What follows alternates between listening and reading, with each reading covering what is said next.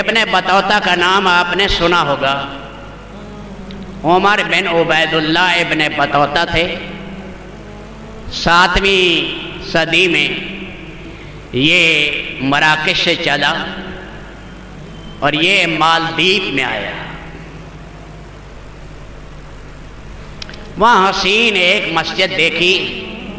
مالدیپ یہ ہندوستان کے مشرق کی طرف ہے، اسلامی ملک ہے۔ اس زمانے میں بھی گئے گزرے زمانے میں وہاں سارے مسلمان ہی ہیں۔ تو وہاں ایک حافظ کا نام لکھا ہوا تھا کہ حافظ مراکش کا رہنے والا ہے۔ اس نے لوگوں سے پوچھا یہ کیا قصہ ہے؟ انہوں نے کہا ہاں یہ سارا ملک یہ بت پرست تھے سارے، اور یہاں مراکش کا ایک مسلمان آیا، مزدوری کرتا تھا، ایک بڑھیا کے ہاں رہتا تھا۔ اس نے گھر کے پاس ایک جھوپڑی دی ہوئی تھی۔ ایک دن وہ بڑھیا زاروں قطار رونے لگی۔ اس نے کہا اماں جان کیا بات ہے؟ اس نے کہا یہ تم نے دیکھا ہے ہمارے شہر میں ایک بہت بڑا مندر ہے سمندر کے کنارے پر، اور وہاں ایک بہت بڑا بھوت اور جن آتا ہے۔ ہر مہینے ایک لڑکی اس مندر میں ڈالی جاتی ہے مزین کر کے، وہ چیر پھاڑ کے قتل کر کے چلا جاتا ہے۔ وہ جو طوفان آتا ہے سمندری طوفان وہ رک جاتا ہے، باقی آبادی محفوظ ہو جاتی ہے۔ آج میری بیٹی کی باری ہے، پیغام شاہی پہنچ چکا ہے کہ اپنی لڑکی کو زیورات وغیرہ پہناؤ، اور آج مندر میں چھوڑنا ہے۔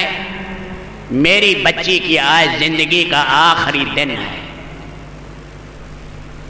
اس نے کہا اماں کپڑے مجھے دے دو، داڑھی قدرتی میری ہے نہیں،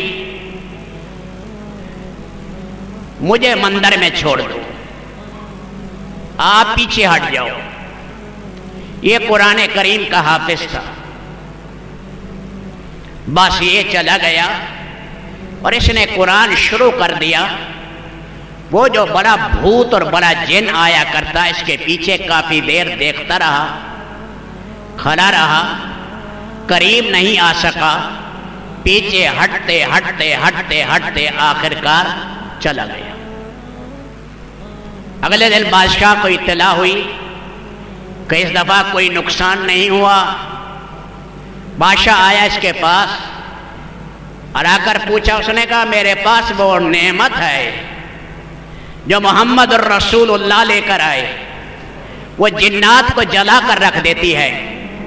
کس بھوت کی جرت ہے کہ وہ آئے اور مجھے جلائے؟ میں نے قرآن پڑھا ہے اور یہ قرآن کی طاقت ہے۔ قرآن کریم کے قریب کوئی نہیں پھٹک سکتا۔ قرآن اگر حقائق کے ساتھ اپنے قلب میں اترا ہے تو میں نے تلاوت کی ہے، اللہ نے اس کی برکت سے یہ عذاب ڈالا ہے۔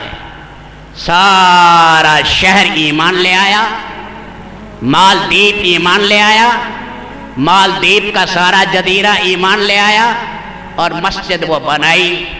بعد میں اس بزرگ کے نام پر جو فوت ہوئے کہ اس کی برکت سے یہ سارا علاقہ ایمان لایا۔